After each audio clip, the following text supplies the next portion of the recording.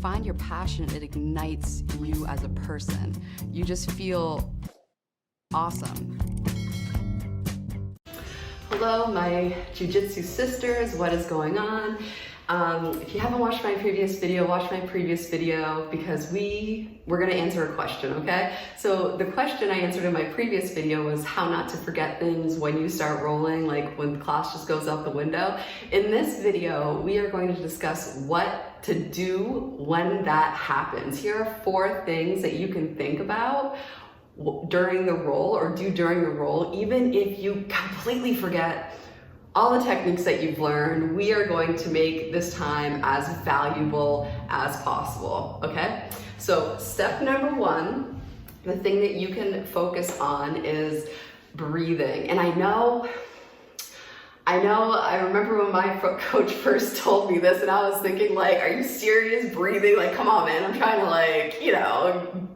I'm trying to get a tap here. Like, what's breathing got to do with it? But here's the thing, when I was rolling, I was just expending so much energy and getting so worked up because I wasn't used to being in that like intense fight type situation of grappling, that I was just over gripping in like a panic mode and just using up all of my energy. So I probably should have listened to him a little bit more. So if you're rolling and during a roll, if you're feeling like, oh my God, everything that I learned is just going out the window, this is just a complete waste of time. It's not, right?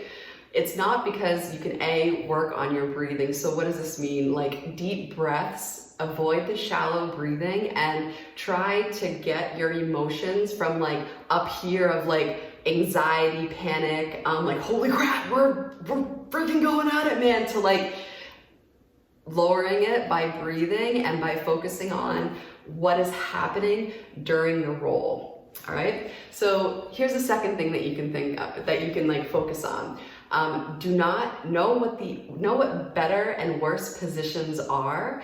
And if you're in a crappy position, know where you don't want it to go for it to get worse. So for example, let's say somebody has me in a side control, right? Does anybody know what would be a step better for them positionally and a step worse for me positionally? All right, if you don't know that, watch my positional advantage parameters videos, advantage and disadvantage videos that talk about this, but talk about all the positions. But basically, if somebody has me in side control, okay, they are going to want to either go for knee on belly or to mount me. So as a beginner, if you know that is a worse position to be in, you are going to be watching the knee that is right here. If their head's facing that way and their knee is against this hip, watch that knee. And one thing you can do is remain tight. The tighter you are, the better. So if you feel that knee start to move, tighten up like this and block that knee. That way you're blocking it from going across your stomach, which would be on knee on belly. Or if it goes all the way across your stomach, then you're mounted. All right? So know what positions are better and for you, know what positions are worse, and know how to prevent those worse positions. And one just overall thing, if you don't know, is just try to keep tight, which means the elbows are close to your torso and your elbows and knees are close. Like, it's very hard for somebody to do anything if you're just going like this, okay? Yeah, so breathing, stay relaxed, make sure your body has decreased the space that's within your body in terms of your elbows to your torso and your knees coming up to your elbows. And then, oh yeah, here's another one. Here's another good tip. So when you are rolling, and all the techniques go out the window, one thing that you can also focus on too is never let them settle into a position. So for example, if somebody is trying to get a dominant position that's top side, so anytime a person is trying to be on top of you, the highest success for escaping are those first couple of seconds before they settle into the position. So if somebody tries to mount you, or if somebody is trying to get a topside side control on you, especially if they're bigger, oh my goodness, like move, fight before they settle into the position. Okay, like just keep on moving, girl. I don't care if you forget everything, okay? Like that person, you just need to be the biggest pain in the ass possible. Even if it's zero technique, just keep on moving, keep on shrimping away, get those frames up, and just be a huge pain in the ass. Like I remember when I first started rolling, like my mantra wasn't like, all right, like my mantra was like, okay, like you may be bigger, you may be more skilled, right? But I am going to be the biggest pain in the ass that you have ever seen. And I don't even care if I do it with zero technique. I am just going to keep on moving and frustrate the hell out of you. And that's what I did. And I got called a pain in the ass multiple times. I knew I was getting better, and you'll know you're getting better too when the upper belts start calling you a pain in the ass. So yeah, just keep on moving and don't make it easy, right? All right. So thank you so much for watching. I know that when you begin to roll, it's going to be very difficult. Your body is going to definitely be like in a fight mode, but just remember to keep breathing, and by breathing deeply, you're going to be able to keep your emotions in check better.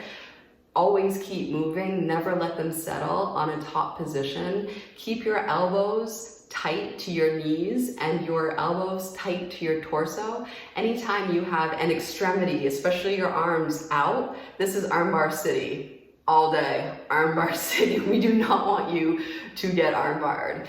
And then focus on keeping your frames, a forehead or a forearm in their neck, like think elbow to their shoulder, hand cupping their other shoulder, and forearm to their neck. So that can even work in a standing position. Anytime you want to make space with somebody, it's amazing what a forearm across the trachea will communicate, okay?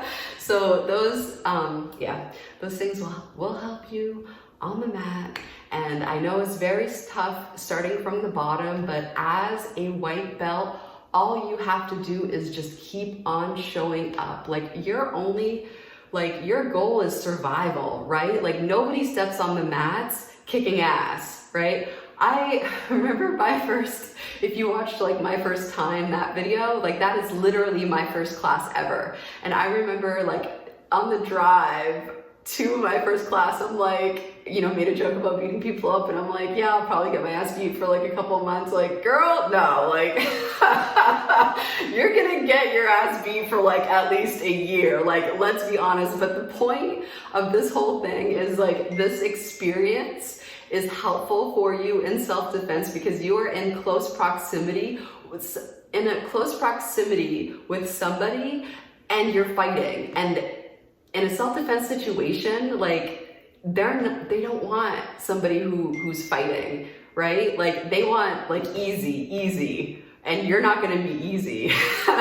So that has value in and of itself. And just know that like my mantra too that helped me through that first year was like, okay, all right, everybody on these mats may be able to smash me, but I'm gonna be able to smash most people out in the real world that have never trained. So just know that you are comparing yourself with people who are experienced. And as long as you keep on training, you are going to be more experienced and skilled than 100% of the people who have never trained. So just imagine that, like it'll help you out.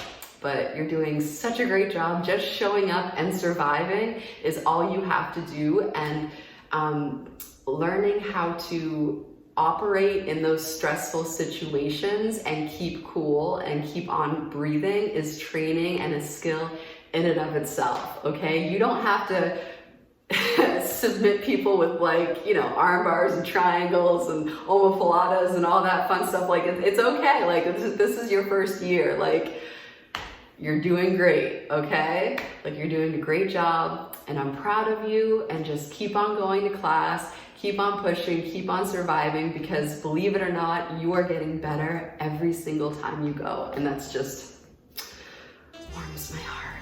But you got this, all right? Until next time.